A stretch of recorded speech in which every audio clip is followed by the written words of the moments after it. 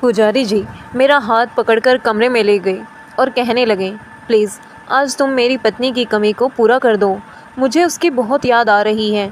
मैंने नाटक करते हुए कहा, भला मैं कैसे उसकी कमी को पूरा कर सकती हूँ। तो पुजारी जी बोले, आज के लिए तुम मेरी पत्नी बन जाओ। यह सुनकर मेरा रोम रोम खिल उठा था, क्योंकि यह सब करने को मेरा मन कब से बेचैन था।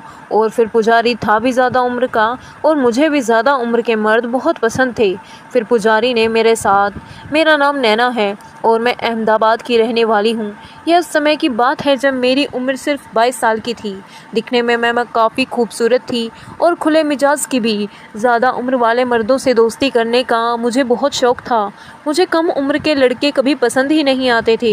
यूँ तो गली के लड़के मेरे आगे पीछे घूमते थे, मुझे पटाने की हर मुमकिन कोशिश करते, लेकिन मैं कभी उन्हें घास नहीं डालती थी। मेरा मन हमेशा अधेड़ उम्र के मर्दों को देखकर मचलने लगता था। मेरे घर से कुछ ही दूरी पर एक छोटा सा मंदिर था। मंदिर में नया पुजारी आया हुआ था। वह अपने आप को बाल ब्रह्मचारी कहता था। उसकी उम्र करीबन 45 साल की थी। दिखने में मसावला था, मगर शरीर उसका बहुत कसा हुआ था। मैं हफ्ते में 4-5 बार मंदिर जाया करती थी। मंदिर में वह मुझे घूर कर शरारती नज़रों से देखा करता था। मुझे उसकी नीयत पर शक होने लगा था, मगर मन ही मन मुझे अच्छा भी लगता था, क्योंकि उसका बदन बहुत ही ज़्यादा कसा हुआ था, जो देखने में काफ़ी आकर्षित लगता था। एक दिन मैं बहुत ही सुबह ही मंदिर पहुंच गई थी। वहां पहुंचने पर देखा कि पुजारी नहा रहा है। वह मेरी तरफ देखकर मुस्कुरा दिया और रुकने के लिए इशारा किया। वह खुले में नल के नीचे नहा रहा था। उसका कसा हुआ बदन बहुत अच्छा लग रहा था। उसने पतली सफ़ेद धोती पहन रखी थी। मैं तिरछी नज़र से उसे देख ही रही थी। शायद उसे पता चल गया कि मैं उसे देख रही हूँ। गीली धोती होने की वजह से उसका पूरा वजूद साफ नज़र आ रहा था। मेरी नज़र तो उसके हटने का नाम ही नहीं ले रही थी। वह अब कपड़े बदलने लगा। कपड़े बदलकर वह मेरे पास आ गया और बोला, अब तुम्हें पूजा कराता हूँ। पूजा के बाद उसने मेरी पूजा की थाली में चुपचाप एक पर्ची डाल दी, जिसमें डालते हुए देख चुकी थी, लेकिन मैंने उसको ऐसा दिखाया जैसे मुझे कुछ पता ही नहीं। मैं रास्ते में वह पर्ची खोलकर देखी तो उसमें लिखा हुआ था, तुम बहुत ही ज़्यादा सुंदर हो। यह पढ़कर मेरा रोम रोम खिल उठा था। खूबसूरत तो मैं थी, लेकिन ना जाने क्यों उसकी तारीफ़ से मेरा दिल अंदर से मचल उठा था। मैं चुपचाप अपने घर पर आ गई और अपने घर के कामों में लग गई। फिर रात को मैंने खाना खाया और खाना खाकर सो गई। अभी मुझे सोए हुए थोड़ी ही देर हुई थी कि मैंने सपने में देखा कि पुजारी मेरे साथ बहुत ही ज़्यादा शरारती हरकतें कर रहा है और उसकी यह हरकतें मुझे बहुत अच्छी लग रही हैं। अचानक से मेरा सपना टूट गया और मैं इधर उधर देखकर मायूस हो गई। अरे यार, यह तो सपना था। काश ये सब हकीकत में हो जाता। सोचते सोचते मैं फिर से सो गई। काश वह सपना मुझे फिर से आ जाए। मैं आज सुबह बहुत जल्दी ही उठ गई थी। मैंने सोचा क्यों ना मंदिर चली जाऊं, पुजारी से भी मुलाकात हो जाएगी, उसका भी दिल की हाल पता चल जाएगा, आखिर उसके मन में चल क्या रहा है। मैं जल्दी से नहाई और तैयार होकर मंदिर चली गई। मैंने देखा पुजारी फिर से वही धोती पहनकर नहा रहा था। इस बार नहाते में उसने बहुत ज़्यादा देर लगाई थी और मुझे बैठने के लिए इशारा कर दिया। मैं वहीं से बैठी बैठी उसे घूर रही थी। थोड़ी देर बाद वह नहाकर आया और बोला, चलो मैं तुम्हें पूजा कराता हूँ।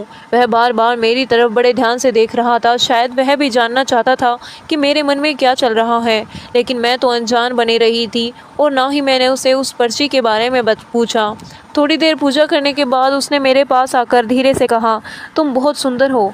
मैंने कहा, पुजारी जी आप तो बाल ब्रह्मचारी हो, आपको ऐसी बातें शोभा नहीं देती। उसने कहा, हाँ यह सब तो ठीक है, मगर मैं भी तो इंसान हूँ, मेरा भी तो मन है, कभी कभी बहक जाता है।